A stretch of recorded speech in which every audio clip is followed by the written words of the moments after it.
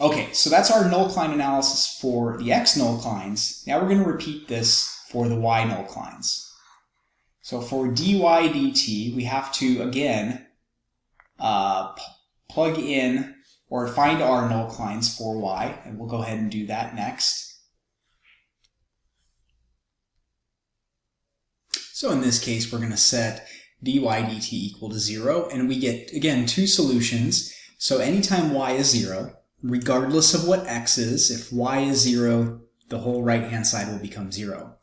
Now, the y equals 0 is the horizontal line that lies along the x-axis, so we can go ahead and plot that. There's our, I want to use a different color there. Let's go ahead and use this guy here. So there we go. All right, so y equals 0 is one of our nullclines, and then y equals 3 minus 2x, which is the line that goes through 0, 3, and decreases by 2 for every 1 unit of x. So we should have 1, 1. Let's see, which means we'll go through these 2 points here. Close-ish. Good enough. That will work.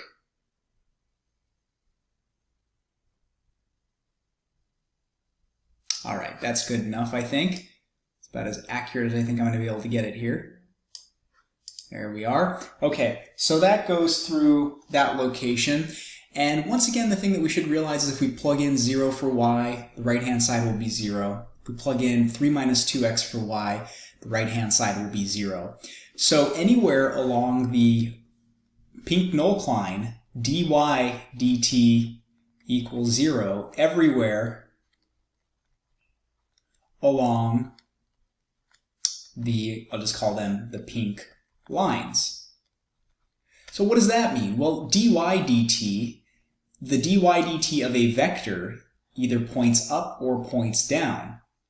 But if all the vectors on these red lines are equal to, if the vectors have a 0 dy dt component, that means everywhere along these red lines, those vectors can only point left or right. Again, we're not going to worry about that detail right now, but that's an important thing to note.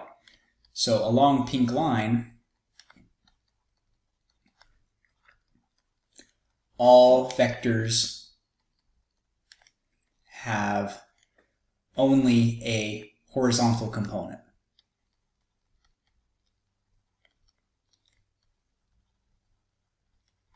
So that means, once again, just like in our previous example, if you hop over one of the nullclines, like a critical point, the arrow, the dy dt, changes perhaps from pointing down to pointing up.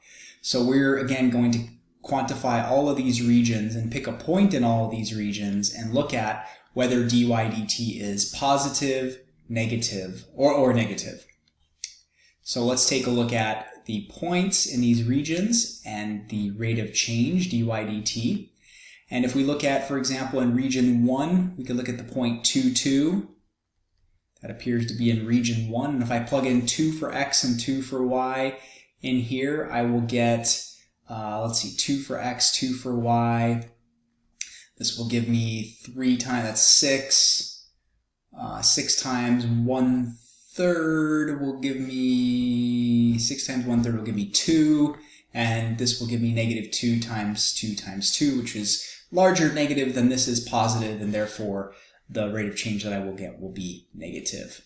So that means that in this whole region 1, because 1, 1 is a sample point in there, and because all the points in here lie within the same set of y nullclines, that means that my vectors in here will all have a downward facing component.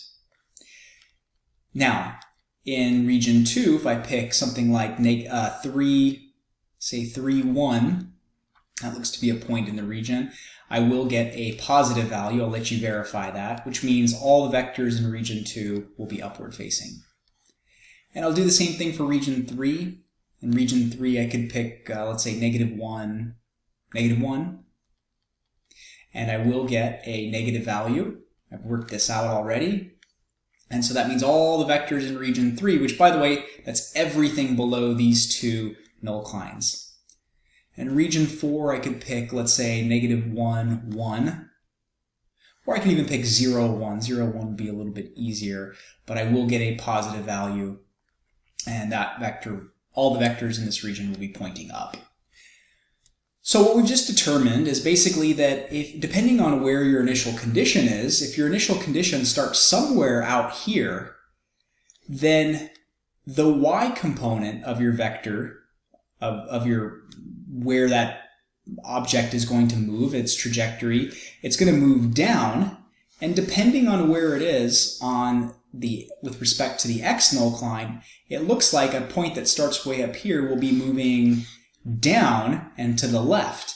So it seems like a point that starts up here based on these two nullcline graphs will be vectors that point down and to the left. And what we want to do now is we don't want to have to keep looking back at these two graphs, so we actually want to overlay these on top of one another. So we're going to do that next.